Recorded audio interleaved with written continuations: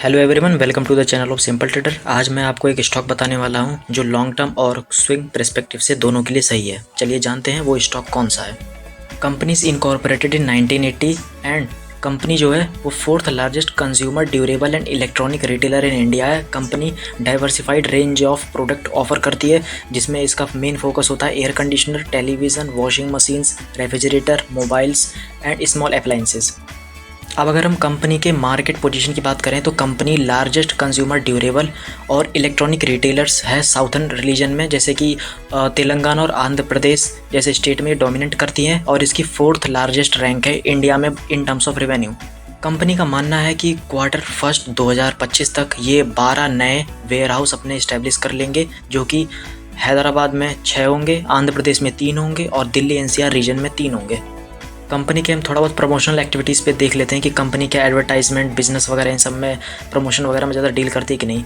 तो advertisement, business promotion and sales promotion में इन्होंने अपना एक्सपेंस जो है 54 करोड़ से बढ़ा दिया है 2024 में, जबकि 2020 में इनका अप्रॉक्सीमेटली 35 करोड़ था। यानी कि कंपनी अपने प्रमोशनल एक्टिविटीज़ पे भी ज़्यादा ध्यान दे रही है। अब कंपनी का व्यू भी देख लेते हैं कि आगे किस चीज़ पे फोकस कर रहे हैं। तो कंपनी का मानना है कि 2025-26 तक कंपनी का पहला मेन एम है कि 45 नए स्टोर को खोलना, जिसमें से 20 आउटलेट ये दिल्ली एनसीआर के रीजन में प्लेस करने वाले हैं।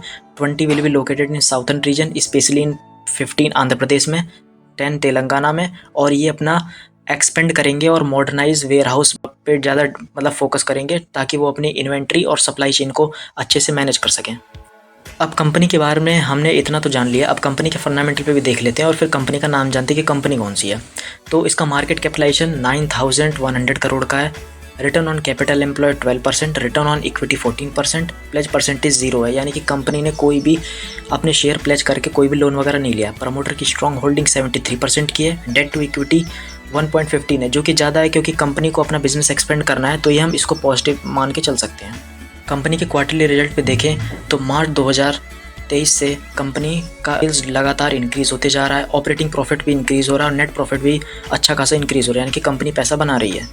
कंपनी के अगर हम शेयर होल्डिंग पैटर्न पर देखें तो एफआईआईज़ की होल्डिंग जून 2023 में 3%, सितंबर में 4%, दिसंबर में 5%, मार्च में 5.12% और जून में इनकी होल्डिंग कम हुई है। लेकिन डीआईएस की होल्डिंग जून 2023 से जून 2024 तक लगातार इंक्रीज़ करे जा रही है, यानी कि इसमें हमें बहुत अच्छा अपॉर्चुनिटी लग रही है कि हाँ, ये कंपनी आगे ग्रो करेगी, क्योंकि यहाँ पे डोमेस्टिक हमारे जो इंस्टीट्यूशनल इन्वेस्टर है वो भी इस कंपनी में काफ़ी ज़्यादा इंटरेस्टेड हैं।